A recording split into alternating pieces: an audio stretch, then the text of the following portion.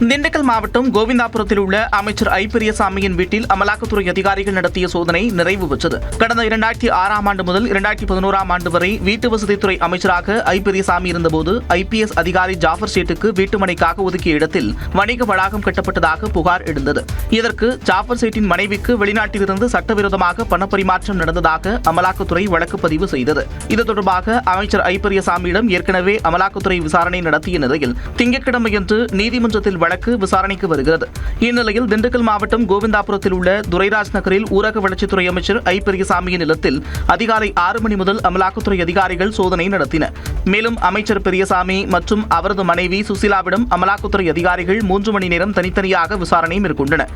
அது மட்டுமின்றி அமைச்சரின் இளைய மகன் பிரபுவுக்கு சொந்தமாக பட்டிவீரன்பட்டியில் உள்ள இருளப்பன் நூற்பாலையில் அமலாக்கத்துறையினர் சோதனை மேற்கொண்டனர். 10 வாகனங்களில் 15க்கும் மேற்பட்ட அதிகாரிகள் துப்பாக்கி ஏந்திய 30 மத்திய பாதுகாப்பு படையுடன் வந்து நடத்திய சோதனை சுமார் 11 மணி நேரத்திற்கு பிறகு நிறைவு பெற்றது. சென்னையில் அமைச்சர் ஐ பெரியசாமியின் வீடு மற்றும் MLA குடியிருப்பில் அவரது மகனின் அறை ஆகிய இடங்களில் 11 மணி நேரத்திற்கு மேலாக நடந்த அமலாக்கத்துறை சோதனை நிறைவடைந்தது.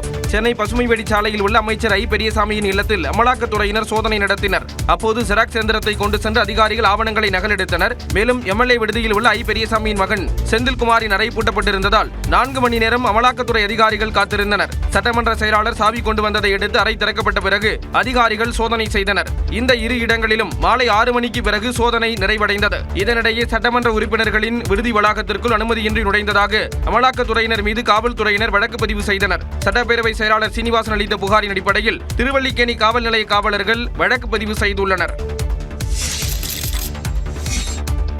அமைச்சர் ஐ பெரியசாமியின் மகனும் பழனி சட்டமன்ற உறுப்பினருமான செந்தில்குமார் வீட்டில் அமலாக்கத்துறையினர் 15 மணி நேரம் சோதனை நடத்தினர். MLA செந்தில்குமாருக்கு சொந்தமாக திண்டுக்கல் மாவட்டம் சீலப்பாடியில் உள்ள இல்லத்தில் நேற்று காலை முதல் அமலாக்கத்துறையினர் சோதனையில் ஈடுபட்டனர். தொடர்ந்து இரவு 11 மணி அளவில் சோதனையை முடித்துக் கொண்டு அதிகாரிகள் புறப்பட்டனர். இதேபோன்று திண்டுக்கல் மாவட்டம் கோவிந்தாபுரத்தில் வள்ளலார் நகரில் உள்ள அமைச்சர் ஐ பெரியசாமியின் மகள் இந்திராணி வீட்டில் காலை 6 மணிக்கு தொடங்கிய சோதனை இரவு 12 மணி அளவில் நிறைவடைந்தது. திண்டுக்கல் பட்டிவீரன்பட்டியில் அமைச்சர் ஐ பெரியசாமியின் மருமகனுக்கு சொந்தமான ஹெய்னப் நூற்பாலையிலும் 18 மணி நேரம் சோதனை நடத்தப்பட்டது. அதைத் தொடர்ந்து ஐ பெரியசாமிக்கு சொந்தமான அனைத்து இடங்களிலும் சோதனை நிறைவடைந்தது. இதனிடையே திண்டுக்கல்லில் அமைச்சரின் வீட்டின் முன்பு திமுகவினர் போராட்டத்தில் ஈடுபட்டிருந்த போது திடீரென ஒருவர் தீக்குளிக்க முயன்றதால் பரபரப்பு ஏற்பட்டது. தேர்தல் ஆணையத்தை கிளைக்கழகமாக பாஜக மாற்றிவிட்டதாக முதலமைச்சர் மு.க.ஸ்டாலின் விமர்சித்துள்ளார். அமலாக்கத்துறை சோதனைகள் மூலம் மத்திய பாஜக அரசு மிரட்டுவதாகவும் இதைவிட மோசமான அணுகுமுறையை பார்த்தவர்கள்தான் திமுகவினர் என்றும் முதலமைச்சர் மு.க.ஸ்டாலின் தெரிவித்துள்ளார். சேலத்தில் இந்திய கம்யூனிஸ்ட் கட்சியின் 26வது மாநில மாநாட்டில் உரையாற்றிய அவர் நெருப்பாற்றில் நீந்தி பழக்கப்பட்டவர்களிடம் மத்திய பாஜக அரசின் எண்ணம் எந்த காலத்திலும் எடுபடாது என்றார். அமைச்சராக இருக்க என்னுடைய ஐ பெரியசாமியோட வீட்டில் ரெய்டு நடத்துறாங்க. உறவினர் வீட்டில் ரெய்டுன்னு உடனே ஓடி வந்து கூட்டணியில் சேர்ந்து நாங்கள் என்ன பழனிசாமியா எங்களை மிரட்ட நினைச்சவங்க தான் இப்ப மிரண்டு போயிருக்காங்க. தேர்தல் ஆணையத்தை தனது கிளைக்கழகமாக பாஜக அரசு மாற்றிவிட்டதாகவும் முதலமைச்சர் மு.க.ஸ்டாலின் விமர்சித்தார். தன்னாட்சி பெற்ற தேர்தல் ஆணையத்தை கீ கொடுத்து ஆடுற பொம்மையா மாத்திட்டாங்க. தொடர்ந்து பேசிய அவர் சேலத்தில் கம்யூனிஸ்ட் சிறை தியாகிகளுக்கு மண்டபம் அமைக்கப்படும் என்று அறிவித்தார். எதிர்க்கட்சிகளை தாக்குவதற்கு அமலாக்கத்துறையை பாஜக அரசு தொடர்ந்து பயன்படுத்துவதாக திமுக MP கனிமொழி குற்றம் சாட்டியுள்ளார். இதை திராவிட முன்னேற்ற கழகம் எதிர்கொள்ளும். இந்த எந்த பயமுறுத்தலும் எங்களுடைய கழக தோழர்களை அதன் தலைவர்களை அச்சுறுத்திவிட முடியாது என்பதை இதேபோல ஈடிக்கும் அஞ்ச மாட்டோம், மோடிக்கும் அஞ்ச மாட்டோம் என்று திமுக அமைப்பு செயலாளர் RS பாரதி தெரிவித்துள்ளார். இது தொடர்பாக அவர் விடுத்துள்ள அறிக்கையில் வாக்கு திருட்டு விவகாரத்தை திசை திருப்ப அமைச்சர் ஐ பெரியசாமி தொடர்புடைய இடங்களில் சோதனை என்ற பெயரில் அத்துமீறுவதாக குற்றம் சாட்டியுள்ளார். பொய் வழக்கை நீதிமன்றத்தில் நிரூபித்து வெளியே வருவோமே தவிர பாஜக வாஷிங் மிஷினில் கழுவி வழக்குகளை வாபஸ் பெற திமுகவினர் கோழைகள் அல்ல என்றும் RS பாரதி கூறியுள்ளார். அதிமுக முன்னாள் அமைச்சர்கள் பலர் மீது FIR போடப்பட்டு குற்றப்பத்திரிகையும் சிலர் மீது தாக்கலாகிவிட்ட பிறகும் அவர்கள் பக்கம் இடி தலை வைத்தும் படுக்கவில்லை என்று RS பாரதி குறிப்பிட்டுள்ளார். வீட்டுக் கடன்களுக்கான உச்சபட்ச வட்டி விகிதத்தை ஸ்டேட் பேங்க் ஆஃப் இந்தியா வங்கி 25 அடிப்படை புள்ளிகள் உயர்த்தியுள்ளதால் புதிதாக கடன் பெறுபவர்களின் இஎம்ஐ அதிகரிக்க வாய்ப்புள்ளது. குறைந்தபட்ச வட்டி விகிதம் 7.5% தொடர்ந்தாலும் உச்சபட்ச வட்டி விகிதம் 8.45%லிருந்து 8.7% எஸ்பிஐ உயர்த்தியுள்ளது. இந்த புதிய வட்டி விகிதம் ஆகஸ்ட் 1ஆம் தேதி முதல் அமலுக்கு வந்துள்ளதாக ஸ்டேட் பேங்க் ஆஃப் இந்தியா தெரிவித்துள்ளது. இதனால் சிபில் ஸ்கோர் குறைவாக உள்ள வாடிக்கையாளர்கள் கடன் பெறும்போது அவர்களுக்கான இஎம்ஐ அதிகரிப்பதால் திரும்ப செலுத்தும் தொகையும் கணிசமாக உயரும் சூழல் உருவாகியுள்ளது. உதாரணமாக 20 ஆண்டுகளுக்கு 30 லட்சம் ரூபாய் கடனாக பெற்றவர் 8.45% வட்டி விகிதத்தின்படி மாதம் 25,830 ரூபாய் இஎம்ஐ செலுத்த வேண்டியிருந்தது. இதனால் அவர் மொத்தமாக 61,99,000 ரூபாயை வட்டியோடு திரும்ப செலுத்தியிருப்பார். ஆனால் தற்போது அதே அளவிலான கடனை 8.7% வட்டி விகிதத்தில் பெறும்போது மாதம் 26,278 ரூபாய் இஎம்ஐ செலுத்த வேண்டி வரும். இதன் மூலம் மொத்தம் 63,06,000 ரூபாய் செலுத்த வேண்டிய சூழல் உருவாகியுள்ளது. வடக்கு மற்றும் அதை ஒட்டிய மத்திய மேற்கு வங்கக்கடலில் நாளை காற்றழுத்த தாழ்வு பகுதி உருவாகக்கூடும் என்று சென்னை வானிலை ஆய்வு மையம் தெரிவித்துள்ளது. மேற்கு திசை காற்றின் வேக மாறுபாடு காரணமாக நீலகிரி மாவட்டம் மற்றும் கோவை மாவட்டத்தின் மலைப்பகுதிகளில் இன்று ஓரிரு இடங்களில் கனமழை பெய்ய வாய்ப்பு உள்ளதாக வானிலை ஆய்வு மையம் கூறியுள்ளது. வட தமிழ்நாட்டில் ஒரு சில இடங்களிலும், தென் தமிழ்நாட்டில் ஓரிரு இடங்களிலும், புதுவை மற்றும் காரைக்கால் பகுதிகளிலும் இடி மின்னலுடன் கூடிய லேசான மழை பெய்யக்கூடும் என்றும் வானிலை ஆய்வு மையம் கணித்துள்ளது. சென்னையை பொறுத்தவரை வானம் ஓரளவு மூட்டத்துடன் காணப்படும் என்றும் நகரின் ஒரு சில பகுதிகளில் இடி மின்னலுடன் லேசான மழைக்கு வாய்ப்பு உள்ளதாகவும் கூறியுள்ளது. தென் தமிழ்நாட்டின் கடலோர பகுதிகள், வட கடலோர பகுதிகள் உள்ளிட்ட இடங்களில் சூறைக்காற்று வீசக்கூடும் என்பதால் மீனவர்கள் அப்பகுதிக்கு செல்ல வேண்டாம் என்று அறிவுறுத்தப்பட்டுள்ளது. இணையவழி உணவு விநியோக நிறுவனமான ஸ்விக்கி உணவு டெலிவரி பிளாட்ஃபார்ம் கட்டணத்தை மீண்டும் 2 ரூபாய் உயர்த்தியுள்ளது. பயன்பாட்டு கட்டணம் 12 ரூபாயாக இருந்த நிலையில் தற்போது 14 ரூபாயாக உயர்த்தப்பட்டுள்ளது. பண்டிகை காலங்களில் பரிவர்த்தனைகளின் அளவு அதிகரித்ததே இந்த கட்டண உயர்வுக்கு காரணம் என்று ஸ்விக்கி நிறுவனம் தெரிவித்துள்ளது. 2025-2026 நிதியாண்டின் முதல் காலாண்டில் ஸ்விக்கி நிறுவனத்தின் நிகர இழப்பு 1197 கோடியாக அதிகரித்த நிலையில் பிளாட்ஃபார்ம் கட்டணத்தை உயர்த்தியுள்ளது. 2023ஆம் ஆண்டு 2 ரூபாயாக இருந்த பிளாட்ஃபார்ம் கட்டணம் தற்போது 14 ரூபாயாக அதிகரித்துள்ளது. 2 ஆண்டுகளில் பிளாட்ஃபார்ம் கட்டணம் 600% அதிகரித்திருக்கிறது. தேவை அதிகமாக இருக்கும் போது லாபத்தை அதிகமாக்கிக் கொள்ளும் நோக்கில் இந்த முடிவு எடுக்கப்பட்டிருப்பதாக நிறுவனம் தரப்பில் கூறப்பட்டுள்ளது. கம்யூனிஸ்ட் கட்சிகள் மீது எதிர்க்கட்சித் தலைவர் எடப்பாடி பழனிசாமிக்கு திடீர் பாசம் ஏற்பட்டுள்ளதாக முதலமைச்சர் மு.க.ஸ்டாலின் விமர்சித்துள்ளார். திமுக கூட்டணியை பிளவுபடுத்த வேண்டும் என்ற சதி ஒருபோதும் நிறைவேறாது என்று முதலமைச்சர் மு.க.ஸ்டாலின் தெரிவித்துள்ளார். சேலத்தில் இந்திய கம்யூனிஸ்ட் கட்சியின் 26வது மாநில மாநாட்டில் உரையாற்றிய அவர் கம்யூனிஸ்ட் கட்சிகள் மீது எதிர்க்கட்சித் தலைவர் எடப்பாடி பழனிசாமிக்கு திடீர் பாசம் ஏற்பட்டிருப்பதாக கூறினார். நான் கேட்க விரும்புவது, கம்யூனிஸ்ட் தலைவர்களை விட நீங்க என்ன அதிகம் தியாகம் செஞ்சிட்டீங்களா? நம்முடைய எழுச்சி தலைவர் திருமாவளவனை விட நீங்க என்ன பெரிய தியாகம் பண்ணிட்டீங்களா? இங்க இருக்கக்கூடிய தலைவர்களை விட எதிலையாவது ஒரு இடத்துல நாங்கள் மிஞ்சி தியாகம் பண்ணிருக்கணும் உங்களால் நிரூபிக்க முடியுமா?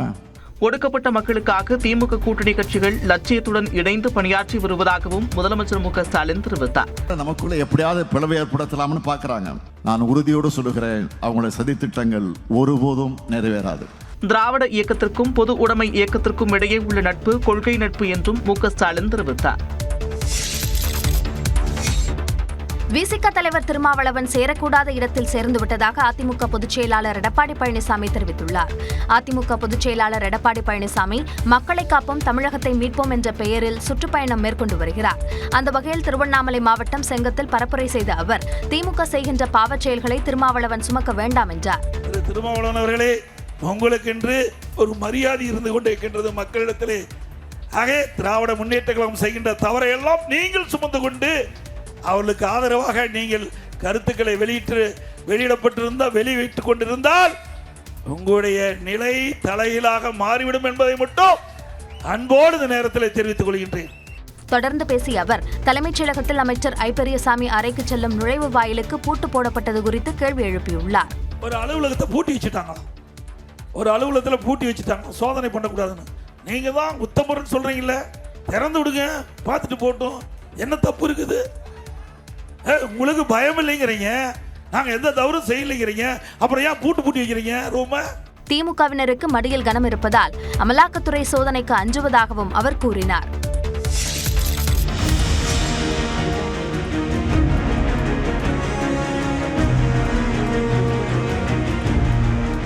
ராட்சத அலங்கார் வளைவு விழுந்து ஏற்பட இருந்த விபத்திலிருந்து நூலிடையில் அதிமுக பொதுச் செயலாளர் EPS என்ற பேருந்து தப்பிய காட்சியை இது. மக்களை காப்போம் தமிழகத்தை மீட்போம் என்ற பெயரில் மேற்கொள்ளப்படும் சுற்றுப்பயணத்தின் ஒரு பகுதியாக திருவண்ணாமலை மாவட்டத்திற்கு வந்த EPSற்கு வழிநெடுகிலும் பேனர்கள் வைத்து தொண்டர்கள் வரவேற்பு தந்தனர்.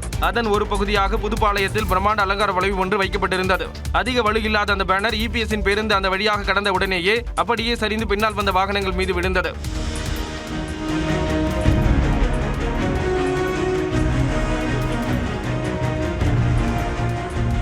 உடனடியாக EPS என்ற பேருந்து நிறுத்தப்பட்டு ராட்சத அலங்கார் வளைவு அப்புறப்படுத்தப்பட்டது. இதனால் சுமார் 20 நிமிடங்கள் தாமதமாக அங்கிருந்து EPS புறப்பட்டு சென்றார். மிகுந்த எதிர்பார்ப்பிற்கு மத்தியில் பாமக பொதுக்குழு கூட்டம் இன்று நடைபெறுகிறது. தந்தை மகனிடையே மோதல் போக்கு நீடித்து வரும் நிலையில் ராமதாஸ் தலைமையில் பாமக பொதுக்குழு கூட்டம் புதுச்சேரி அருகே பட்டானூரில் இன்று நடைபெறுகிறது. பாமகவை கைப்பற்றும் போட்டியில் ராமதாசும் அன்புமணியும் தீவிரமாக செயல்பட்டு வருகின்றனர். பொதுக்குழுவின் ஆதரவை பெற்று கட்சியை வழிநடத்த திட்டமிட்ட ராமதாஸ் புதுச்சேரி திண்டிவனம் சாலையில் உள்ள பட்டானூரில் இன்று காலை 10 மணிக்கு பொதுக்குழு கூட்டம் நடைபெறும் என்று அறிவித்திருந்தார். ஆனால் அன்புமணியோ முந்திக் கொண்டு கடந்த 9ஆம் தேதியே பொதுக்குழுவை கூட்டினார். இந்த கூட்டத்தில் அடுத்த ஓராண்டு வரை தலைவராக அன்புமணியை நீடிப்பார் என்று தீர்மானம் நிறைவேற்றப்பட்டது. இதற்கு எதிராக தேர்தல் ஆணையத்தில் ராமதாஸ் தரப்பில் மனு அளிக்கப்பட்டது. இந்த நிலையில் தைலாபுரத்தில் தனது தாய் சரஸ்வதியின் பிறந்தநாள் கொண்டாட்டத்தின் போது ராமதாஸை அன்புமணி சந்தித்திருந்தார். இதனால் இருவருக்கும் இடையே சமாதான பேச்சு நடந்ததாக தகவல் வெளியான நிலையில் அதனை மறுத்த ராமதாஸ் திட்டமிட்டபடி இன்று பொதுக்குழு நடைபெறும் என்று அறிவித்தார். பொதுக்குழு ரத்து செய்யப்படுவதாக சில விஷயங்கள் வதந்தி பரப்புவதாக செய்து வருகிறது. இந்த வதந்தியை யாரும் நம்ப வேண்டாம். இந்த கூட்டத்தில் கட்சி நிறுவனரின் அனுமதி இல்லாமல் பொதுக்குழுவை கூட்டி தன்னைத்தானே தலைவராக அறிவித்துக் கொண்ட அன்புமணியை செயல் தலைவர் பதவியிலிருந்து நீக்க ராமதாஸ் முடிவு செய்துள்ளதாக கூறப்படுகிறது. சாதிதான் தம்முடைய முதல் எதிரி என்று மக்கள் நீதி மய்யம் தலைவர் கமல்ஹாசன் தெரிவித்துள்ளார். சென்னையில் நடைபெற்ற விசிக தலைவர் திருமாவளவன் பிறந்தநாள் விழாவில் பங்கேற்ற கமல்ஹாசன் திருமாவளவனுக்கு 1 கிலோ எடையில் தங்க முலாம் பூசிய வெள்ளி சங்கிலியை அணிவித்தார்.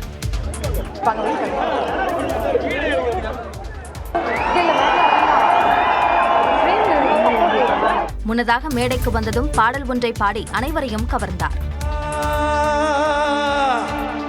சங்கரனோ அயனோ எவரொருவரும் இல்லாத ஊர் பொன்மேத ஊர் நம்மக ஒளிய பகலவனாய் ஒளிவு விழும் ஊர். பின்னர் மேடையில் பேசிய கமல்ஹாசன் சாதிய தடை நீக்கப்பட்டால்தான் அனைவரும் ஒரு தேச மக்களாக முடியும் என்றார். ஏன் சாதியை சொல்லி என்ன கிண்டல் பண்ணுவாங்க. அதனால என்ன கேட்டாங்க, முதல் எதிரி தேர்ந்தெடுத்துட்டீங்களான்னு. தேர்ந்தெடுத்துட்டேங்க, சாதிதான் என் முதல் எதிரி. தமிழ்நாடு இரட்டை இலக்கத்தில் பொருளாதார வளர்ச்சி பெற்றது சிலருக்கு அதிர்ச்சியாக உள்ளதாகவும் கமல்ஹாசன் குறிப்பிட்டார். ஆளுநர் மாளிகை ஒன்றும் தபால் அலுவலகம் அல்ல எனவும் ஆளுநர்கள் ஏலியன்கள் இல்லை எனவும் உச்சநீதிமன்றத்தில் மத்திய அரசு தெரிவித்துள்ளது. மசோதாக்கள் மீது முடிவெடுப்பதில் ஆளுநர் மற்றும் குடியரசுத் தலைவருக்கு உச்சநீதிமன்றம் கெடு விதித்தது தொடர்பான விவகாரத்தை உச்சநீதிமன்ற தலைமை நீதிபதி BR கவாய் தலைமையிலான 5 நீதிபதிகள் கொண்ட அரசியல் சாசன அமர்வு விசாரித்து வருகிறது. இந்த வழக்கில் பதில் மனு தாக்கல் செய்துள்ள மத்திய அரசு ஆளுநர் அலுவலகம் ஒன்றும் அஞ்சல் அலுவலகம் கிடையாது என்றும் ஆளுநர்களுக்கு சிறப்பு அதிகாரங்கள் உள்ளது எனவும் மசோதாக்கள் தேசிய நலனை கருத்தில் கொண்டுள்ளதா, கூட்டாட்சி தத்துவத்தை பின்பற்றுகிறதா என ஆளுநரை பரிசீலிப்பதாகவும் குறிப்பிட்டுள்ளது. உச்சநீதிமன்றத்தின் உத்தரவு ஆளுநர்களின் அதிகாரத்தை ரப்பர் ஸ்டாம்ப் பதவி போல ஆக்கிவிடும் எனவும் குறித்த காலத்தில் முடிவெடுக்க வேண்டும் என கட்டாயப்படுத்துவது அரசமைப்பை விட நீதித்துறை அதிக அதிகாரம் கொண்டது என்ற நிலையை உருவாக்கும் என்றும் கூறியுள்ளது. மசோதாக்களுக்கு உச்சநீதிமன்றமே ஒப்புதல் அளிப்பது ஆளுநர்களின் அதிகாரத்தில் தலையிடுவதாக இருக்கும் எனவும் ஆளுநர்களை வெளிநாட்டினர் போன்றோ அல்லது வேற்று கிரக வாசிகள் போன்றோ கருதுவதை ஏற்க முடியாது எனவும் மத்திய அரசு குறிப்பிட்டுள்ளது. மசோதா விவகாரத்தை அரசியல் ரீதியாகவும் அரசமைப்பு முறையிலும் தீர்க்க வேண்டுமே தவிர நீதிமன்ற தலையீட்டை கொண்டு தீர்க்கக்கூடாது என திட்டவட்டமாக தெரிவித்துள்ள மத்திய அரசு ஆளுநர்கள் குடியரசுத் தலைவருக்கு காலக்கெடு விதிப்பது அரசமைப்பை குழப்பத்துக்கு இட்டுச் செல்லும் என தெரிவித்துள்ளது. சென்னையில் காலமான நாகாலாந்து ஆளுநர் இல கணேசன் உடல் ராணுவ மரியாதையுடன் தகனம் செய்யப்பட்டது. சென்னையில் காலமான நாகாலாந்து ஆளுநர் இல கணேசனுக்கு முதலமைச்சர், துணை முதலமைச்சர், பல்வேறு அரசியல் கட்சி தலைவர்கள் உள்ளிட்டோர் நேரில் அஞ்சலி செலுத்தினர். கடந்த 8ஆம் தேதி தலையில் அடிபட்டதால் மருத்துவமனையில் அனுமதிக்கப்பட்ட பாஜக மூத்த தலைவரும் நாகாலாந்து ஆளுநருமான இல கணேசன் சிகிச்சை பலனின்றி உயிரிழந்தார். சென்னையில் நடேசன் பூங்காவிற்கு எதிரே உள்ள மாநகராட்சி திடலில் பொதுமக்கள் அஞ்சலிக்காக வைக்கப்பட்ட அவரது உடல் மீது தேசிய கொடி போர்த்தப்பட்டது. அங்கு முதலமைச்சர் ஸ்டாலின், துணை முதலமைச்சர் உதயநிதி, அமைச்சர்கள், தலைமைச் செயலாளர் முருகானந்தம் உள்ளிட்டோர் மலர் வளையம் வைத்து அஞ்சலி செலுத்தினர்.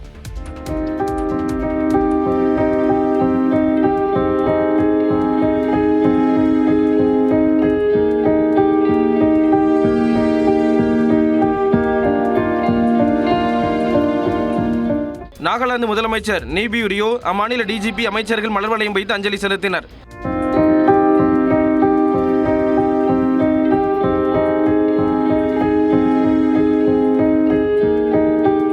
மறைந்த இல கணேசன் உடலுக்கு நேரில் அஞ்சலி செலுத்தியவர்கள் அவருடனான நினைவுகளை பகிர்ந்து கொண்டனர்.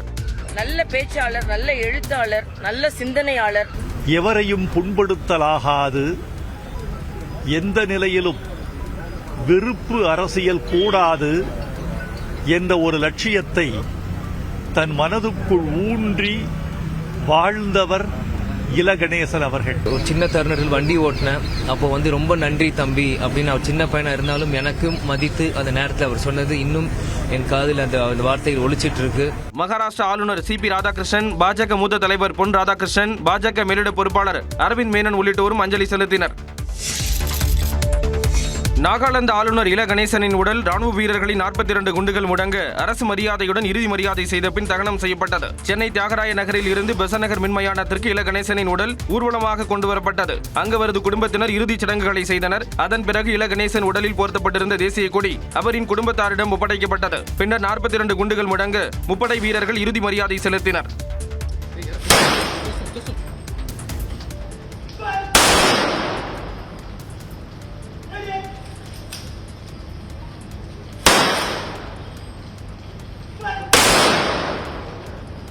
அதைத் தொடர்ந்து இல கணேசன் உடல் மின்மயானத்தில் தகனம் செய்யப்பட்டது. தமிழ்நாடு அரசு சார்பில் அமைச்சர்கள் மா சுப்பிரமணியன், ரகுபதி ஆகியோர் இறுதி மரியாதை செலுத்தினர். இறுதிச் சடங்கு நிகழ்வில் ஆளுநர் ஆர் என் ரவி, மத்திய இணையமைச்சர் எல் முருகன், பாஜக மாநில தலைவர் நைனா நாகேந்திரன் உள்ளிட்டோர் பங்கேற்றனர். நாகாலாந்து முதலமைச்சர் நீபியூ ரியோவும் அஞ்சலி செலுத்தினார்.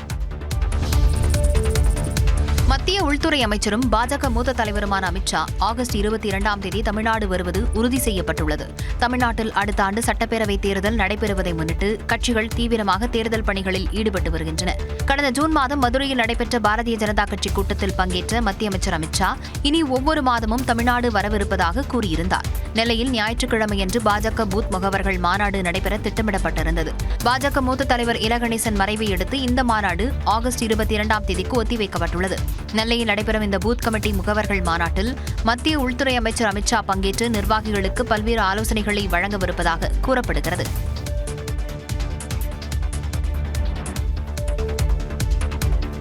விண்வெளி நாயகன் சுபான்ஷு சுக்லா இந்தியா திரும்பினார்.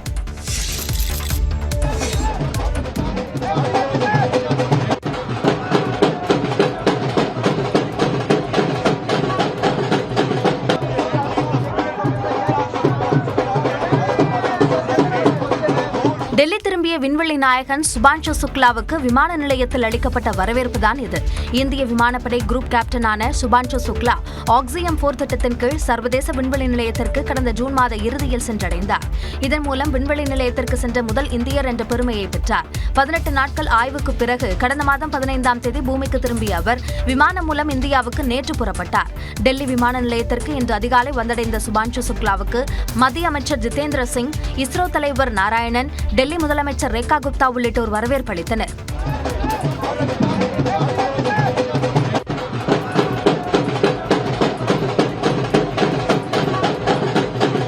விமான நிலையத்திற்கு வெளியே பொதுமக்கள் பெருமளவில் குவிந்து தேசிய கொடியை ஏந்தியும் மேளதாளங்களை முழங்கியும் உற்சாகமடைந்தனர். தனது சொந்த ஊரான லக்னோவுக்கு செல்லும் சுபான்ஷு சுக்லா தனது குடும்பத்தினருடன் ஓராண்டிற்கு பிறகு இணைய உள்ளார். மேலும் பிரதமர் நரேந்திர மோடியை நேரில் சந்திக்கவும் சுபான்ஷு சுக்லா திட்டமிட்டுள்ளார்.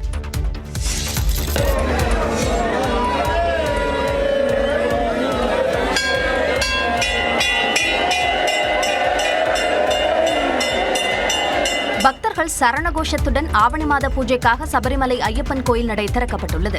கேரள மாநிலம் சபரிமலையில் உள்ள ஐயப்பன் கோயிலில் ஒவ்வொரு மாதமும் முதல் 5 நாட்கள் நடை திறக்கப்பட்டு பூஜை செய்யப்படுவது வழக்கம். அதன்படி நேற்று மாலை 5 மணிக்கு நடை திறக்கப்பட்டு தீபாராதனை காண்பிக்கப்பட்டது. இன்று முதல் வரும் 21ஆம் தேதி வரை சிறப்பு வழிபாடுகள் நடைபெறும். இந்த நாட்களில் வழக்கமான பூஜைகளுடன் படிப்பூஜை, உதயாஸ்தமன பூஜைகள் நடைபெறும் என்றும் 5 நாட்களும் நெய் அபிஷேகம் செய்யப்படும் என்றும் தேவஸ்தானம் அறிவித்துள்ளது.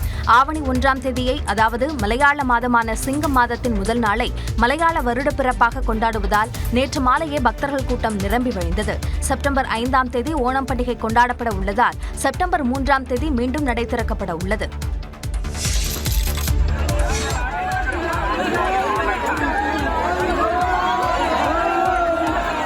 திருப்பதி ஏழுமலையான் கோயிலில் தரிசனத்திற்காக குவிந்த பக்தர்கள் தான் இவர்கள். தொடர் விடுமுறை காரணமாக பல்வேறு பகுதிகளில் இருந்தும் திருப்பதி ஏழுமலையான் கோயிலுக்கு பக்தர்கள் வருகை தந்துள்ளனர். இதன் காரணமாக திருப்பதி மலை முழுவதும் திரும்பிய பக்கமெல்லாம் மனித தலைகளாகவே காணப்படுகின்றன. திருப்பதியில் உள்ள கவுண்டர்களில் இலவச தரிசன டோக்கன்கள் கிடைக்காத பக்தர்கள் அதிக அளவில் திருப்பதி மலையில் இலவச தரிசனத்திற்காக குவிந்துள்ளனர். இதனால் வைகுண்டம் மண்டபத்திற்கு வெளியே சுமார் 6 கிலோமீட்டர் நீளத்திற்கு பக்தர்கள் காத்திருக்கும் நிலை ஏற்பட்டது.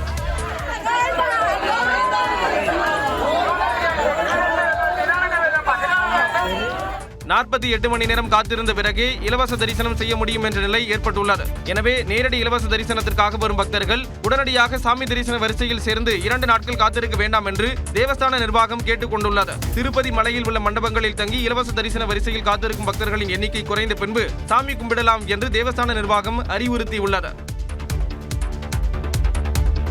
வாக்குத்திரட்டு விவகாரத்தில் ராகுல் காந்தி இன்று பயணத்தை தொடங்கும் நிலையில் தேர்தல் ஆணையர்கள் செய்தியாளர்களை சந்திக்கின்றனர். வாக்குத்திரட்டு விவகாரத்தில் வாக்காளர் உரிமையை நிலைநாட்ட வலியுறுத்தி மக்களவை எதிர்க்கட்சித் தலைவர் ராகுல் காந்தி பீகாரில் இன்று முதல் 16 நாட்களுக்கு யாத்திரை மேற்கொள்ள உள்ளார். மக்களவைத் தேர்தல் மற்றும் மகாராஷ்டிரா, கர்நாடகா, ஹரியானா மாநில சட்டப்பேரவைத் தேர்தல்களில் பாஜகவுடன் சேர்ந்து தேர்தல் ஆணையம் வாக்குத்திரட்டில் ஈடுபட்டதாக ராகுல் காந்தி குற்றம் சாட்டி வருகிறார். மேலும் பீகாரில் வாக்காளர் பட்டியல் சிறப்பு தீவிர திருத்தத்தின் மூலம் 63 லட்சம் வாக்காளர்கள் பெயர் நீக்கப்பட்டது பெரும் சர்ச்சையை ஏற்படுத்தியது. இதனை கண்டித்து பீகாரில் யாத்திரை செல்ல ராகுல் காந்தி முடிவு செய்துள்ளார். வாக்காளர் உரிமை யாத்திரை என்று பெயரிடப்பட்டுள்ள இந்த யாத்திரையை ரோத்தாஸ் மாவட்டத்தில் உள்ள சகாராம் பகுதியில் இன்று தொடங்க உள்ளார். 16 நாட்களில் 23 மாவட்டங்களில் சுமார் 1300 கிலோமீட்டர் தொலைவுக்கு நடைபெறும் இந்த யாத்திரை அடுத்த மாதம் 1ஆம் தேதி பாட்னாவில் பிரம்மாண்ட பொதுக்கூட்டத்துடன் நிறைவடைய உள்ளது. ராகுல் காந்தியின் இந்த யாத்திரையில் ராஷ்டிரிய ஜனதா தளம் உள்ளிட்ட மகாகத்பந்தன் கூட்டணி கட்சியினரும் பங்கேற்க உள்ளதாக அறிவிக்கப்பட்டுள்ளது. பீகாரில் வாக்காளர் பட்டியல் திருத்தத்தில் முறைகேடு நடைபெற்றதாக குற்றச்சாட்டு எழுந்திருக்கும் நிலையில் டெல்லியில் தலைமை தேர்தல் ஆணையர் ஞானேஷ்குமார் மற்றும் தேர்தல் ஆணையர்கள் இன்று செய்தியாளர்களை சந்திக்கின்றனர். பீகாரில் நடைபெற்ற வாக்காளர் பட்டியல் சிறப்பு தீவிர திருத்தத்தில் பட்டியலிலிருந்து 65 லட்சம் பேரின் பெயர்கள் நீக்கப்பட்டன. இதற்கு எதிர்ப்பு தெரிவித்து எதிர்க்கட்சிகள் போராட்டம் நடத்தி வருகின்றன. இதேபோல நாடு முழுவதும் வாக்காளர் பட்டியலில் முறைகேடுகள் நடைபெற்று வருவதாக எதிர்க்கட்சிகள் விமர்சித்து வருகின்றன. வாக்காளர்களின் அதிகாரம் என்ற பெயரில் பயணம் மேற்கொள்ள உள்ளதாக மக்களவை எதிர்க்கட்சித் தலைவர் ராகுல் காந்தி அறிவித்துள்ளார். இது தொடர்பான வழக்கை விசாரித்த உச்சநீதிமன்றம் பீகாரில் நீக்கப்பட்ட வாக்காளர்களின் விவரங்களை வெளியிட வேண்டும் என்று தேர்தல் ஆணையத்துக்கு உத்தரவிட்டது. டெல்லியில் தலைமை தேர்தல் ஆணையர் ஞானேஷ்குமார் மற்றும் தேர்தல் ஆணையர்கள் இன்று மாலை செய்தியாளர்களை சந்திக்கின்றனர். மாலை 3 மணிக்கு இந்த செய்தியாளர் சந்திப்பு நடைபெறும் என்று தேர்தல் ஆணையம் அறிவித்துள்ளது. தலைமை தேர்தல் ஆணையராக ஞானேஷ்குமார் பொறுப்பேற்ற பிறகு முதல் முறையாக இந்த செய்தியாளர் சந்திப்பு நடைபெற உள்ளது. பீகார் வாக்காளர் பட்டியல் திருத்தம், நாடு தழுவிய அளவில் வாக்காளர் பட்டியல் முறைகேடு குற்றச்சாட்டு ஆகியவை குறித்து தேர்தல் ஆணையர்கள் விளக்கம் அளிப்பார்கள் என்று எதிர்பார்க்கப்படுகிறது. மேலும் குடியரசு துணைத் தலைவர் தேர்தல் நடைபெற உள்ள நிலையில் அது குறித்தும் விளக்கம் அளிப்பார்கள் என்று எதிர்பார்க்கப்படுகிறது.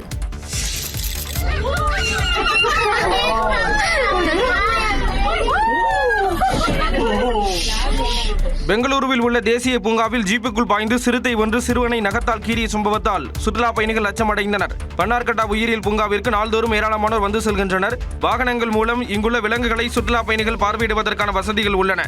இந்த நிலையில் பூங்காவில் உள்ள சிறுத்தை ஒன்று ஜீப்புக்குள் பாய்ந்து வாகனத்தின் உள்ளே இருந்தவர்களை கடிக்க பாய்ந்தது. இதில் 13 வயது சிறுவனின் இடது கையில் சிறுத்தையின் நகம் பாய்ந்து காயம் ஏற்பட்டது.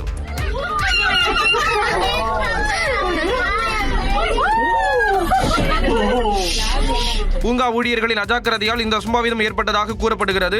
காயமடைந்த சிறுவன் மருத்துவ சிகிச்சை முடிந்து வீடு திரும்பினார். அமெரிக்க அதிபர் டிரம்பை உக்ரைன் அதிபர் நாளை நேரில் சந்திக்கிறார். வாஷிங்டனில் அமெரிக்க அதிபர் டிரம்பை திங்கட்கிழமை சந்திக்க இருப்பதாக உக்ரைன் அதிபர் ஜெலன்ஸ்கி அறிவித்துள்ளார். ரஷ்யா உக்ரைன் இடையிலான போரை முடிவுக்கு கொண்டு வருவது தொடர்பாக ரஷ்ய அதிபர் புதினும் அமெரிக்க அதிபர் டிரம்பும் அலாஸ்காவில் பேச்சுவார்த்தை நடத்தினர். சுமார் 3 மணி நேரம் நடைபெற்ற இந்த பேச்சுவார்த்தையில் எந்த உடன்பாடும் எட்டப்படவில்லை. எனினும் பயனுள்ள பேச்சு நடத்தப்பட்டதாக டிரம்ப் கூறியிருந்தார். இந்நிலையில் அலாஸ்காவிலிருந்து வாஷிங்டனுக்கு திரும்பியதும் உக்ரைன் அதிபர் ஜெலன்ஸ்கியை டிரம்ப் தொலைபேசியில் தொடர்பு கொண்டு பேசினார். நாட்டோ நாடுகளின் தலைவர்களுடன் அவர் ஆலோசனை நடத்தினார். இது தொடர்பாக எக்ஸ் தளத்தில் பதிவிட்டுள்ள ஜெலன்ஸ்கி டிரம்புடன் தனியாக 1 மணி நேரம் ஆலோசனை நடத்தியதாக தெரிவித்துள்ளார். இதனைத் தொடர்ந்து ஐரோப்பிய தலைவர்களுடன் அரை மணி நேரம் ஆலோசனை நடத்தியதாக குறிப்பிட்டுள்ளார். அமைதியை ஏற்படுத்த அதிகபட்ச முயற்சியை மேற்கொள்ள தாங்கள் தயாராக இருப்பதாகவும் உக்ரைன், அமெரிக்கா, ரஷ்யா ஆகிய நாடுகள் இணைந்து முத்தரப்பு பேச்சுவார்த்தை நடத்த வேண்டும் என்ற டிரம்பின் ஆலோசனைக்கு ஆதரவு தெரிவித்ததாகவும் அவர் கூறினார். அமெரிக்காவுக்கு வரும் திங்கட்கிழமை பயணம் மேற்கொண்டு அதிபர் டிரம்புடன் பேச்சுவார்த்தை நடத்திருப்பதாக ஜெலன்ஸ்கி தெரிவித்துள்ளார். 1000 ஆண்டுகளுக்கு முன்பு நோய்களே இல்லாததற்கு சனாதன தர்மமே காரணம் என்று ஆளுநர் ஆர்.என். ரவி தெரிவித்துள்ளார். பாரதமும் சனாதனமும் ஒன்று, அதை பிரிக்கவும் அழிக்கவும் முடியாது என்று ஆளுநர் ஆர்.என். ரவி கூறியுள்ளார். சென்னை அடையாற்றில் விஸ்வமோடி ஞானேஸ்வர மகாராஜாவின் 750வது ஜெயந்தி விழா நடைபெற்றது. இதில் பங்கேற்று உரையாற்றிய ஆளுநர் ஆர்.என். ரவி சனாதனம் ஆற்றல் மிகுந்தது என்றும் 1000 ஆண்டுகளுக்கு முன்பு நோய்களே இல்லாததற்கு சனாதன தர்மமே காரணம் என்றும் கூறினார். Bharat is a living energy.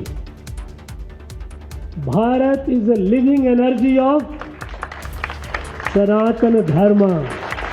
Identity and existence of Bharat depends on its commitment to Sanatana Dharma. வேதங்கள் தான் பாரத தேசத்தை உருவாக்கியது என்று கூறிய ஆளுநர் ஆர்.என். ரவி சமஸ்கிருதம் தான் நாடு முழுவதும் பரவி இருந்ததாகவும் தெரிவித்தார். இந்திய பொருட்கள் மீதான வரியை அமெரிக்கா அதிகரித்திருக்கும் நிலையில் தமிழ்நாட்டில் ஏற்பட்டுள்ள வர்த்தக பாதிப்புகளை மீட்பதற்கு பிரதமர் மோடி உரிய நடவடிக்கை எடுக்க வேண்டும் என்று முதலமைச்சர் மு.க. ஸ்டாலின் வலியுறுத்தியுள்ளார். இது தொடர்பாக பிரதமருக்கு கடிதம் எழுதியுள்ள முதலமைச்சர் கடந்த நிதியாண்டில் தமிழ்நாட்டிலிருந்து ஏற்றுமதி செய்யப்பட்ட 52.1 பில்லியன் டாலர் மதிப்பிலான பொருட்களில் 31 விழுக்காடு அமெரிக்காவிற்கு ஏற்றுமதி செய்யப்பட்டிருப்பதாக குறிப்பிட்டுள்ளார். குறிப்பாக 2024-2025 நிதியாண்டில் இந்தியாவின் ஜவுளி ஏற்றுமதியில் தமிழ்நாடு 28 விழுக்காடு பங்களித்தது என்றும் இது இந்தியாவில் உள்ள மற்ற மாநிலங்களை காட்டிலும் மிகவும் அதிகம் என்றும் முதலமைச்சர் குறிப்பிட்டுள்ளார். இந்நிலையில் அமெரிக்காவின் இறக்குமதி வரி அதிகரிப்பால் தமிழ்நாட்டில் ஜவுளித்துறையில் 30 லட்சம் பேர் வேலை இழக்கும் அபாயம் இருப்பதாக மு.க. ஸ்டாலின் தெரிவித்துள்ளார்.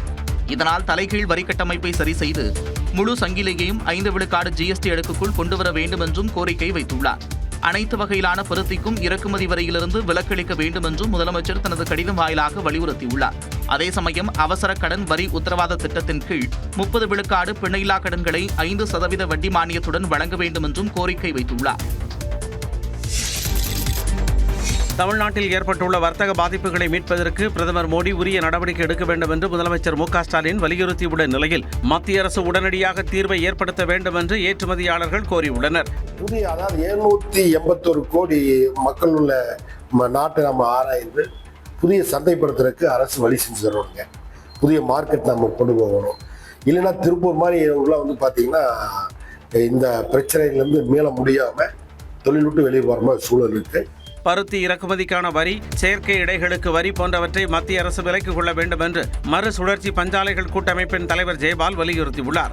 உடனடியாக அதை செஞ்சு கொடுத்தாங்கன்னா அதில் எங்களுக்கு ஒரு ரா மெட்டீரியல் ப்ரைஸில் சர்வதேச விலைகளை விட கிட்டத்தட்ட ஒரு 20% எங்களுக்கு குறையுங்க. இந்த நஷ்டத்தை மத்திய மாநில அரசுகள் எங்களுக்கு ஈடுபட செஞ்சாங்கன்னா இந்த குறிப்பிட்ட காலங்களில் நாங்கள் எங்களால் இந்த கஷ்டங்கள்லேருந்து விடுபட முடியும். அமெரிக்கா வரி விதிப்பால் ஏற்படும் நஷ்டத்தை ஈடு செய்யும் வகையில் நடவடிக்கை எடுக்க வேண்டும் என்றும் கோரியுள்ளனர். திருவண்ணாமலை மாவட்டத்தில் அதிமுக பொதுச் செயலாளர் எடப்பாடி பழனிசாமி விவசாயிகள் உட்பட பல்வேறு சங்க பிரதிநிதிகளை சந்தித்து கலந்துரையாடினார். மக்களை காப்போம், தமிழ்நாட்டை மீட்போம் சுற்றுப்பயணமாக திருவண்ணாமலை வந்த இபிஎஸ் தனியார் தங்கும் விடுதியில் விவசாய சங்கங்கள், வணிகர்கள், நெசவாளர்கள், மலைவாழ் மக்கள் உள்ளிட்ட பல்வேறு தரப்பு பிரதிநிதிகளை சந்தித்து உரையாடினார். அப்போது அதிமுக ஆட்சி காலத்தில் மேற்கொண்ட பல்வேறு நடவடிக்கைகள், திட்டங்களை பட்டியலிட்டார். மேலும் 7.5% இடஒதுக்கீட்டின் மூலம் மருத்துவம் பயிலும் மாணவ மாணவிகளுக்கு மருத்துவ உபகரணங்களை வழங்கி வாழ்த்தினார். அதைத் தொடர்ந்து தெற்கு மாவட்ட அதிமுக அலுவலகத்தில் நடைபெற்ற நிகழ்ச்சியில் தண்டராம்பட்டு தொகுதியில் மாற்றுக் சேர்ந்த 500க்கும் மேற்பட்டோர் எடப்பாடி பழனிசாமி முன்னிலையில் அதிமுகவில் இணைந்தனர். இதனிடையே திருவண்ணாமலை மாவட்டம் ஆரணியில் சூரியகுளம் சீரமைப்பு திட்டம் முடக்கப்பட்டதாக எதிர்க்கட்சித் தலைவர் எடப்பாடி பழனிசாமி கூறிய கருத்துக்கு திமுக எம்பி தரணிவேந்தன் கண்டனம் தெரிவித்துள்ளார். சென்ற இடமெல்லாம் 1 கோடி ரூபாய் ஒதுக்கிறேன். இது 30 விழுக்காடு பழைய வேலை நடந்துக்குது. அப்போ 5-7 30 கோடி ஒன்று கிட்டத்தட்ட 3 அப்படிங்க. 1.5, அதில் ஒரு 70, 1.40. அப்போ 1 கோடி ரூபாய் ஒதுக்கி இருந்தால் 1.5 கோடி ரூபாய் எப்படி வேலை நடந்திருக்கும்? அது முரண்பாடான கருத்து தானே. தற்போது 30% பணிகள் முடிந்துள்ளதாகவும் 3 மாதங்களில் பணிகள் நிறைவடையும் என்றும் தரணிவேந்தன் விளக்கம் அளித்துள்ளார். ரஜினியின் கூலி படம் காலியாகிவிட்டதாக சீமான் தெரிவித்துள்ளார். தூய்மை பணியாளர்களை பாராட்டி பேரணி நடத்துவதாக அரசு நடத்திய கூலியும் ரஜினியின் கூலியும் காலி என நாம் தமிழர் கட்சியின் தலைமை ஒருங்கிணைப்பாளர் சீமான் விமர்சித்துள்ளார். சென்னை சின்னப்போரூர் பகுதியில் செய்தியாளர்களை சந்தித்த அவர் அரசின் நலத்திட்டங்களை பாராட்டி மேயர் தலைமையில் தூய்மை பணியாளர்கள் பேரணி சென்றதை கிண்டல் செய்தார். டைரக்ஷன் யார் தெரியுமில்ல? டைரக்ஷன் மேயர் தான் டைரக்ஷன். யார்ட்டையும் அசிஸ்டன்ட் இருந்து கத்துக்கு வராதனால சரியா டைரக்ஷன் வரல. மேற்பார்வை இருக்கார் ஐயா சேகர் பாபு, அவருக்கு சுத்தமா தெரியல டைரக்ஷன். படம் ஃபிளாப் ஆயிடுச்சு. எப்படி அந்த கூலிங்காலி இந்த கூலிங்காலி 2 கூலியும் போச்சு. இதேபோல் தூய்மை பணியாளர்களின் கோரிக்கைகளை நிறைவேற்றாமல் அவர்கள் அரசுக்கு ஆதரவு தெரிவிப்பது போல் மாயத்தோற்றம் உருவாக்கப்படுவதாக தேமுதிக பொதுச் செயலாளர் பிரேமலதா குற்றம் சாட்டியுள்ளார். இன்னொரு குரூப் அவங்க இப்பதான் புதுசா சேர்ந்த ஒரு குரூப், அவங்க போய் முதல்வருக்கு நன்றி சொல்ற மாதிரியும் அவங்க எல்லாம் சேர்ந்து தமிழக அரசுக்கு நன்றி சொல்ற மாதிரியும் ஒண்ணு மாயை உருவாக்கி இருக்காங்க. ஆனா உண்மையில் பாதிக்கப்பட்ட மக்கள் நல பணியாளர்கள் அவங்க கேட்ட கோரிக்கை இன்னும் நிறைவேற்றப்படவில்லை. திமுக ஆட்சியில் நிறைகளும் பல்வேறு குறைகளும் இருப்பதாக பிரேமலதா விஜயகாந்த் கூறினார்.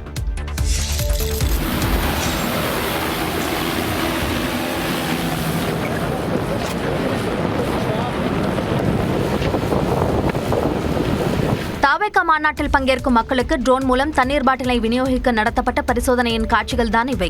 தாவேகாவின் 2வது மாநில மாநாடு மதுரை பாரபத்தியில் வரும் வியாழக்கிழமை நடைபெற உள்ளது. மாநாட்டிற்கான மேடை அமைப்பது உள்ளிட்ட பணிகள் தீவிரமாக நடைபெற்று வருகின்றன.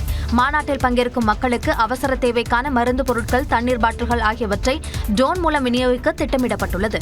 இதற்கான பரிசோதனையை கட்சியின் பொதுச் செயலாளர் ஆனந்த் பார்வையிட்டார்.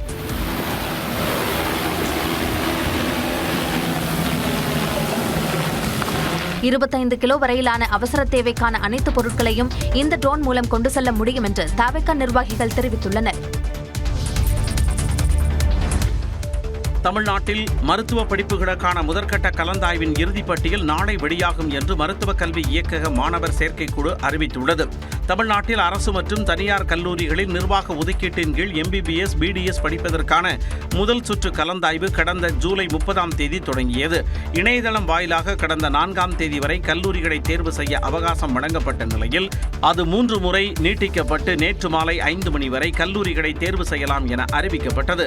இந்நிலையில் இன்று இடங்கள் ஒதுக்கீடு செய்யப்பட்டு நாளை இறுதிப் பட்டியல் வெளியாகும் என்று மருத்துவ கல்வி இயக்ககம் தெரிவித்துள்ளது.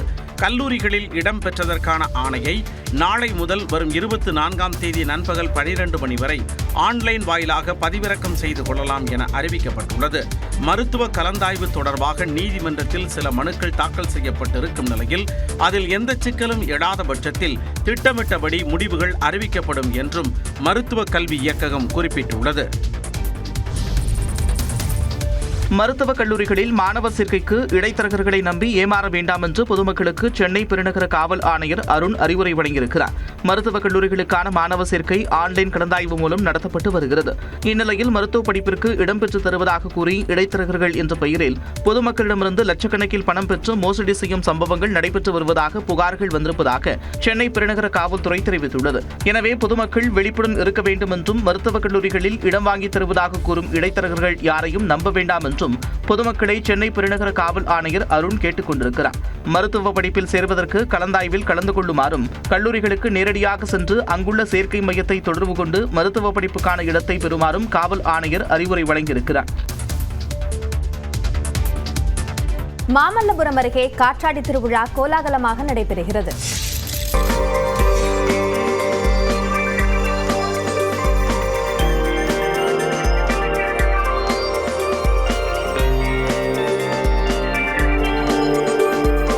மாமல்லபுரம் மாமல்லபுரம் அருகே நடந்த காற்றாடி திருவிழாவில் விதவிதமான காற்றாடிகள் கண்களுக்கு விருந்து படைத்தன. தமிழ்நாடு சுற்றுலா வளர்ச்சிக் கழகம் சார்பில் செங்கல்பட்டு மாவட்டம் திருவிடந்தையில் சர்வதேச காற்றாடி திருவிழா நடைபெற்று வருகிறது. கடந்த வியாழக்கிழமை தொடங்கிய இந்த காற்றாடி திருவிழா இன்றுடன் நிறைவடைகிறது. இந்த நிலையில் நேற்று நடந்த 3வது நாள் காற்றாடி திருவிழாவில் தொழில்முறை வீரர்களின் பட்டங்கள் வானில் பறக்கவிடப்பட்டன. இதில் இந்தியா, பிரான்ஸ், ஜெர்மனி, தாய்லாந்து உள்ளிட்ட நாடுகளைச் சேர்ந்த 50க்கும் மேற்பட்ட காற்றாடி வல்லுநர்கள் பங்கேற்று தங்களது காற்றாடிகளை வானில் பறக்கவிட்டு காட்சிப்படுத்தினர்.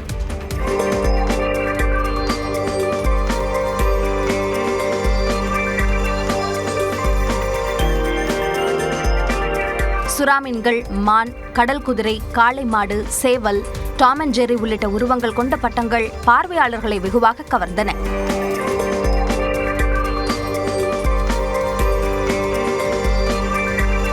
பன்னிரண்டு வயது வரையிலான குழந்தைகளுக்கு இலவச அனுமதியும் அதற்கு மேற்பட்டோருக்கு 250 ரூபாயும் கட்டணமாக வசூலிக்கப்படுவது குறிப்பிடத்தக்கது.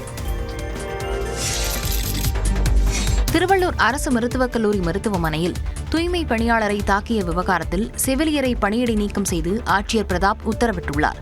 திருவள்ளூர் மாவட்ட அரசு மருத்துவக் கல்லூரி மருத்துவமனையில் ஒப்பந்த அடிப்படையில் 300க்கும் மேற்பட்ட தூய்மை பணியாளர்கள் பணியாற்றி வருகின்றனர். 2வது மாடியில் காசநோயாளிகள் பிரிவில் அறையை சுத்தம் செய்யும்படி தூய்மை பணியாளர் மாலா என்பவரிடம் செவிலியர் மீரா அறிவுறுத்தியதாக கூறப்படுகிறது. ஆனால் அதை கவனிக்காமல் சென்ற மாலாவை ஆத்திரத்தில் செவிலியர் மீரா கன்னத்தில் அறைந்ததாக சொல்லப்படுகிறது. இதை கண்டித்து மருத்துவமனை வளாகத்தில் தூய்மை பணியாளர்கள் தர்ணா போராட்டத்தில் ஈடுபட்டனர். செவிலியர் மீரா மீது துறை ரீதியான நடவடிக்கை எடுக்க வேண்டும் என்றும் கண்டன கோஷங்கள் எழுப்பினர்.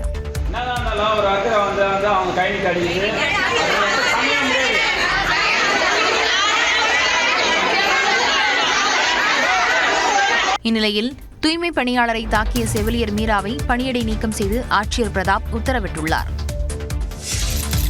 கேட்டு அடைக்கல, ட்ரெயின் வந்ததுக்கு அப்புறம் இப்போ ஒரு 5 நிமிஷத்தில் கேட்டு அடைக்கிறாங்க. வண்டி வந்துருச்சு, கேட்டு ஓப்பன் இருந்துச்சு. கார்கள்லாம் இன்னைக்கு 2-3 வண்டியெல்லாம் இன்னைக்கு அடிபட பாதிச்சு. தான் ஓட்டி வந்த ரயிலை நிறுத்திவிட்டு ஓட்டுநர் கீழிறங்கி வந்து ரயில்வே கேட்டை மூடச் சொன்ன சம்பவம் தான் இது. ராமேஸ்வரம் ரயில் நிலையத்திற்கு தமிழ்நாட்டின் பல்வேறு மாவட்டங்கள் மற்றும் வட மாநிலங்களில் இருந்து வரும் ரயில்கள் ராமநாதபுரம், வழுதூர், உச்சிப்புள்ளி, பாம்பன் உள்ளிட்ட ரயில் நிலையங்களை கடந்து செல்கின்றன. இந்நிலையில் சென்னையில் இருந்து ராமேஸ்வரம் நோக்கி புறப்பட்ட சேது விரைவு ரயில் ராமநாதபுரத்தை கடந்து வாளாந்தரவை ரயில்வே கேட் அருகே வந்தபோது அப்பகுதியில் இருந்த ரயில்வே கேட் மூடப்படாமல் இருந்துள்ளது. இதை கண்டு சுதாரித்த ஓட்டுநர் ரயிலை நிறுத்திவிட்டு கீழே இறங்கி வந்து கேட்டை மூடும்படி கேட் கீப்பரை அறிவுறுத்தினார். அடிபட பாதிச்சு. கேட்டு கீப்பர்லாம் இவ்வளவு மோசமா இருக்காங்க. பாருங்க, சொல்லுங்க. நான் மேல பாதி தூரம் ஏறி போகணும், வண்டி சத்தம் கேட்டு ரிவர்ஸ் ஆடு. வண்டி நிக்குது, நம்ம வண்டி இப்பதான் லாக் பண்ணி டிரைவர் போய் இப்பதான் வண்டி எடுக்கிறாப்ல பாருங்க.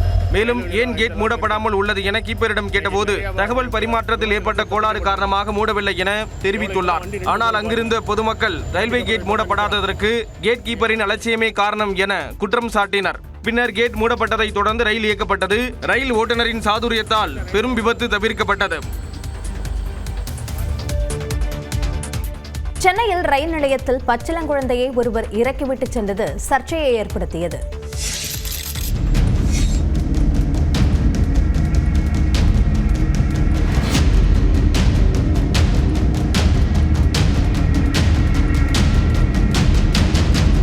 சென்னை தாம்பரம் அடுத்த சானிட்டோரியம் ரயில் நிலையத்தில் பச்சிளங்குழந்தையை தனியாக ரயிலில் இருந்து இறக்கிவிட்டு சென்றது அதிர்ச்சியை ஏற்படுத்தியுள்ளது.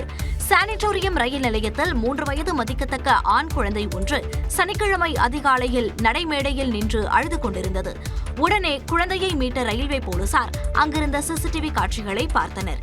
சென்னை கடற்கரையில் இருந்து தாம்பரம் நோக்கி சென்ற மின்சார ரயிலில் வந்த நபர் அதிகாலை 4:30 மணி அளவில் குழந்தையை மட்டும் இறக்கிவிட்டு சென்றது தெரியவந்தது. குழந்தை பார்ப்பதற்கு வசதியான வீட்டு குழந்தை போன்று இருப்பதால் கடத்தி வரப்பட்டதா என விசாரணை நடத்தி வருகின்றனர். இதற்கிடையே சென்னை ஆலந்தூரில் உள்ள அரசு குழந்தைகள் பாதுகாப்பு மையத்தில் குழந்தையை ஒப்படைத்தனர். எனினும் அந்த நபர் யார் என விசாரணை நடத்தி வருகின்றனர். கணவருடன் செல்போனில் பேசிக் கொண்டிருக்கும் போது ஏற்பட்ட தகராறில் பெண் மருத்துவர் 12வது மாடியிலிருந்து கீழே குதித்து தற்கொலை செய்து கொண்ட சம்பவம் அப்பகுதியில் அதிர்ச்சியை ஏற்படுத்தியுள்ளது. ராமநாதபுரத்தைச் சேர்ந்த யோதீஸ்வரன், ஜோதீஸ்வரி இருவருக்கும் ஓராண்டிற்கு முன்பு திருமணம் நடைபெற்றது. யோதீஸ்வரன் ராமநாதபுரத்திலேயே தங்கி ஐடி நிறுவனத்தில் பணிபுரிந்து வருகிறார். ஜோதீஸ்வரி சென்னை மீனம்பாக்கத்தில் உள்ள தனியார் விடுதியில் தங்கி மருத்துவராக பணிபுரிந்து வருகிறார். இந்த நிலையில் பெருங்களத்தூர் பகுதியில் உள்ள அடுக்குமாடி குடியிருப்பில் வசித்து வரும் தனது அக்கா வீட்டிற்கு ஜோதிஸ்வரி சென்றுள்ளார். திடீரென கணவருடன் செல்போனில் பேசிக் கொண்டிருக்கும் போது 12வது மாடியிலிருந்து குதித்து தற்கொலை செய்து கொண்டார். தகவல் அறிந்து சம்பவ இடத்திற்கு வந்த போலீசார் உடலை மீட்டு உடல் கூராய்வுக்காக குரோம்பேட்டை அரசு பொது மருத்துவமனைக்கு அனுப்பி வைத்தனர். திருமணமான ஓராண்டிற்குள் பெண் மருத்துவர் தற்கொலை செய்து கொண்ட சம்பவம் அப்பகுதியில் பெரும் பரபரப்பை ஏற்படுத்தியுள்ளது.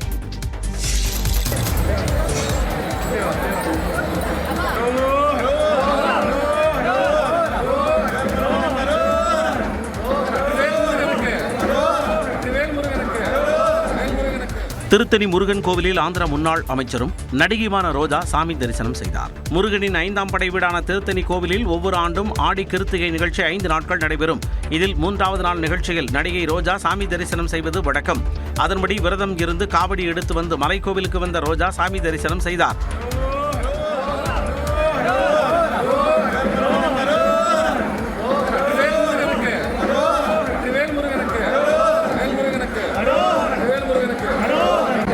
ரோஜாவுக்கு கோவில் நிர்வாகம் சார்பில் பிரசாதங்கள் வழங்கப்பட்டன. மேலும் 2 கிலோ இடையிலான வெள்ளி வேலினை உண்டியலில் காணிக்கையாக ரோஜா செலுத்தினார். தொடர் விடுமுறை காரணமாக கொடைக்கானலில் சுற்றுலா பயணிகள் குவிந்ததால் கடுமையான வாகன நெரிசல் ஏற்பட்டது.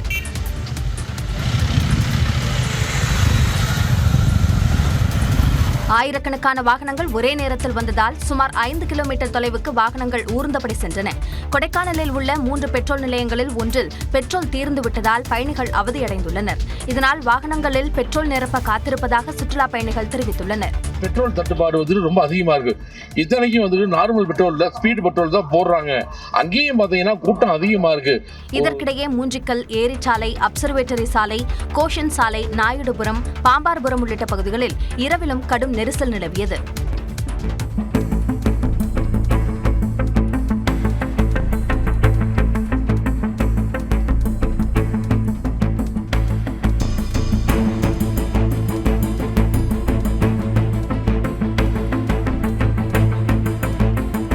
செல்ல வேண்டிய இடங்களுக்கு உரிய நேரத்தில் செல்ல முடியாததால் கூடுதல் போக்குவரத்து காவலர்களை அமர்த்தி போக்குவரத்தை சீர் செய்ய வேண்டும் என்று சுற்றுலா பயணிகளும் கோரிக்கை விடுத்துள்ளனர். தொடர் விடுமுறையால் கொடைக்கானலில் சுற்றுலா பயணிகளின் கூட்டம் அலைமோதிய நிலையில் பெட்ரோல் தட்டுப்பாடும் ஏற்பட்டது. கொடைக்கானல் நுழைவாயில் சோதனை சாவடியிலிருந்து சுமார் 5 கிலோமீட்டர் தூரத்திற்கு வாகனங்கள் ஊர்ந்தபடி பயணிக்கும் நிலை உருவானது. மூஞ்சிக்கல், ஏரிச்சாலை உள்ளிட்ட பகுதிகளிலும் போக்குவரத்து நெரிசல் காணப்பட்டது. சுற்றுலா தலங்களில் வழக்கமான நாட்களை விட கூட்டம் அதிகமாக காணப்பட்டது. கொடைக்கானலில் 3 பெட்ரோல் பங்குகள் உள்ள நிலையில் ஒன்றில் பெட்ரோல் தீரும் நிலை ஏற்பட்டது. அதாவது டிராபிக் ஓவர் கிட்டத்தட்ட ஒரு 3 மணி நேரம் 4 மணி நேரம் நின்று தான் எல்லா இடத்துக்கும் போக வேண்டியதாக இருக்கு. ரெண்டாவது பார்த்தீங்கன்னா பெட்ரோல் தட்டுப்பாடு ரொம்ப அதிகமாக இருக்கு. இத்தனைக்கும் நார்மல் பெட்ரோல்ல ஸ்பீட் பெட்ரோல் தான் போடுறாங்க. அங்கேயும் பார்த்தீங்கன்னா கூட்டம் அதிகமாக இருக்கு. கிட்டத்தட்ட ஒரு அரை மணி நேரம் 1 மணி நேரம் பெட்ரோல் பங்கு நிற்க வேண்டியதாக இருக்கு. உதகையில் தாவரவியல் பூங்கா உள்ளிட்ட இடங்களில் மக்கள் கூட்டம் அலைமோதியது. சில்லாகவும் இருக்குது, லைக் மாட்ரேட் இதாகவும் இருக்குது. தென் இங்கே நிறையா ஃப்ளவர்ஸ் இருக்குது, பார்க்காத ஃப்ளவர்ஸ் எல்லாம் பார்த்தோம். அண்ட் க்ரௌட் கொஞ்சம் மாட்ரேட்டாக தான் இருக்குது, வரவங்க வரலாம். இத்தாலியன் பூங்கா, கண்ணாடி மாளிகை உள்ளிட்ட இடங்களில் சாரலுடன் கூடிய இதமான சூழலை சுற்றுலா பயணிகள் மகிழ்ச்சியுடன் அனுபவித்தனர். புதுச்சேரியில் கடலில் குளித்த ஐடி ஊழியர்கள் 3 பேர் உயிரிழந்தனர். புதுச்சேரியில் சுற்றுலாவுக்கு வந்த தனியார் நிறுவன ஊழியர்கள் 3 பேர் கடலில் குளித்தபோது ராட்சத அலையில் சிக்கி உயிரிழந்த நிலையில் சின்ன வீராம்பட்டினம் கடற்கரை அபாய பகுதியாக அறிவிக்கப்பட்டுள்ளது. சுதந்திர தினம், வார இறுதி நாட்கள் என தொடர் விடுமுறையொட்டி சுற்றுலா தலங்களுக்கு மக்கள் படையெடுத்துள்ளனர். அந்த வகையில் பெங்களூருவில் செயல்படும் தகவல் தொழில்நுட்ப நிறுவனத்தைச் சேர்ந்த 2 பெண்கள் உட்பட 12 பேர் புதுச்சேரிக்கு சுற்றுலா வந்தனர். அவர்கள் வீராம்பட்டினம் கடற்கரையில் குளித்தபோது சிலர் ராட்சத அலையில் சிக்கிக் கொண்டனர். அவர்கள் கடலுக்குள் இழுத்துச் செல்லப்பட்ட நிலையில் சக நண்பர்கள் கூச்சலிட்டதை கேட்டு பக்கத்தினர் வந்து 2 பேரை பத்திரமாக மீட்டனர். அதே சமயம் 25 வயது பவன், 27 வயது மேகா, 24 வயது பிரெட்ஜ்வால் ஆகிய 3 மென்பொறியாளர்கள் நீரில் மூழ்கி சடலமாக மீட்கப்பட்டனர். தகவல் அறிந்து வந்த அரியாங்குப்பம் காவல் நிலைய காவலர்கள் இறந்தவர்களின் உடல்களை கைப்பற்றி பிரேத பரிசோதனைக்காக மருத்துவமனைக்கு அனுப்பி வைத்தனர். விபத்து குறித்து வழக்கு பதிவு செய்து விசாரணை நடத்தி வருகின்றனர். இதனிடையே விபத்து நடந்த சின்ன வீராம்பட்டினம் கடற்கரையை அபாய பகுதியாக காவல்துறை அறிவித்துள்ளது. தான் படித்த அரசு பள்ளிக்கு 2 கோடி ரூபாய் மதிப்பிலான 30,000 சதுரடி நிலத்தை தானமாக வழங்கியிருக்கிறார் பொன் கோவிந்தராஜ் என்ற முன்னாள் மாணவர். தஞ்சை மாவட்டம் ஒரத்தநாடு அருகே திருமலக்கோட்டை கிளையூர் கிராமத்தில் அரசு மேல்நிலைப் பள்ளி உள்ளது. இந்த பள்ளியில் சுமார் 250 மாணவ மாணவிகள் படித்து வருகின்றனர். பள்ளியின் வளர்ச்சிக்காக கிராம மக்கள், வெளிநாட்டில் வசிப்பவர்கள், முன்னாள் மாணவர்கள் என பலரும் இணைந்து திருமலக்கோட்டை வட்டார கல்வி வளர்ச்சிக் குழு அறக்கட்டளையை உருவாக்கி செயல்படுத்தி வருகின்றனர். இந்நிலையில் திருமலக்கோட்டை கிளையூரைச் சேர்ந்த 80 வயதான பொன் கோவிந்தராஜ் இந்த பள்ளியில் 1ஆம் வகுப்பு முதல் 5ஆம் வகுப்பு வரை ஆரம்ப படிப்பை முடித்திருக்கிறார். தற்போது சிங்கப்பூரில் தொழில் நடத்தி வருகிறார். தான் படித்த பள்ளிக்கு இட நெருக்கடியை போக்கும் விதமாக சுமார் 2 கோடி ரூபாய் மதிப்பிலான 30,000 சதுரடி நிலத்தை தானமாக வழங்கியுள்ளார். கல்வி கிடைக்காத பொருள், மதிப்பில்லாத பொருள். கல்வி அவசியம் முக்கியம். கல்வி மேலும் மேலும் நல்லா வளரணும். இதற்கான பத்திர ஆவணங்களை பள்ளியில் நடந்த சுதந்திர தின விழாவில் திருமலக்கோட்டை வட்டார கல்வி வளர்ச்சிக் குழு அறக்கட்டளை நிர்வாகிகள் மற்றும் பள்ளி ஆசிரியர்களிடம் வழங்கினார். 2 கோடி ரூபாய் மதிப்பிலான நிலத்தை தானமாக வழங்கிய முதியவரை அந்த பகுதி கிராம மக்கள் பாராட்டி வருகின்றனர். ஆடி கிருத்திகையை ஒட்டி தமிழ்நாட்டில் உள்ள புகழ்பெற்ற முருகன் கோயில்களில் பக்தர்களின் கூட்டம் அலைமோதியது. முருகனின் அறுபடை வீடுகளில் ஒன்றாக கருதப்படும் பழனியில் அதிகாலை முதலே ஆயிரக்கணக்கான பக்தர்கள் குவிந்தனர். மலையடிவாரத்தில் ஏராளமான பக்தர்கள் மயில் காவடி, பால் காவடி, புஷ்ப காவடி எடுத்து முருகனை வழிபட்டனர். கூட்டம் அலைமோதியதால் சுமார் 3 மணி நேரம் காத்திருந்து பக்தர்கள் முருகனை தரிசனம் செய்தனர்.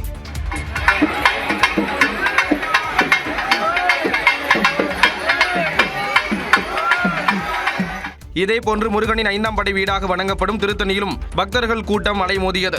பக்தர்கள் சுமார் 4 மணி நேரம் காத்திருந்து முருகனை தரிசித்தனர்.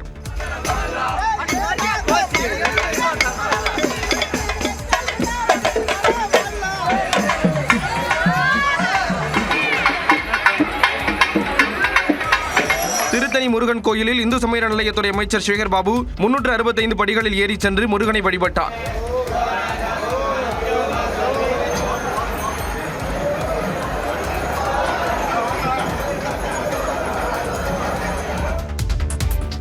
இந்திய ராணுவ வீரர்கள் தீவிர பயிற்சியில் ஈடுபட்டுள்ளனர்.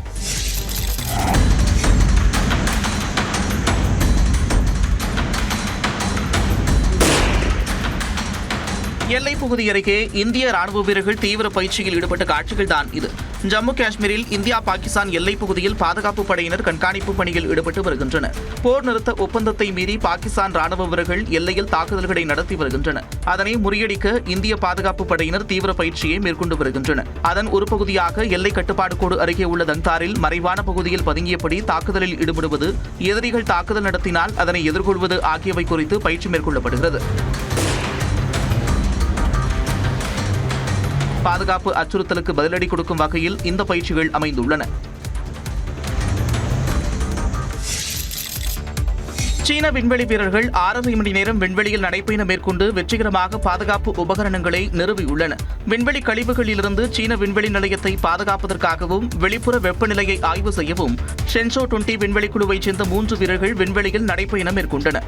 ரோபோட்டிக் கை மற்றும் தரை கட்டுப்பாட்டு குழுவின் உதவியுடன் சுமார் 6.5 மணி நேரம் விண்வெளியில் நடந்து வெற்றிகரமாக பாதுகாப்பு உபகரணங்களை நிறுவியுள்ளனர்.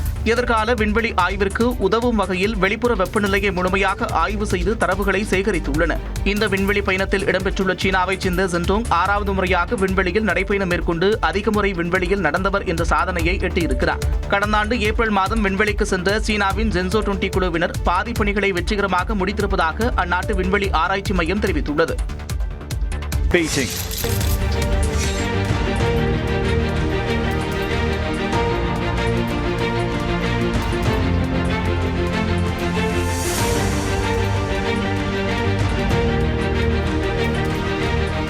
புதிதாக தேர்ந்தெடுக்கப்பட்ட சின்னத்திரை நடிகர் சங்க நிர்வாகிகள் விஜய் சேதுபதியை சந்தித்து வாழ்த்து பெற்றனர்.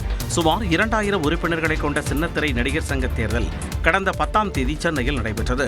இதில் பரத் தலைமையிலான அணி வெற்றி பெற்றது. அவர்களுக்கு பல்வேறு தரப்பினர் வாழ்த்து தெரிவித்து வந்தனர். இந்த நிலையில் புதிய நிர்வாகிகள் சென்னையில் நடிகர் விஜய் சேதுபதியை நேரில் சந்தித்து வாழ்த்து பெற்றனர்.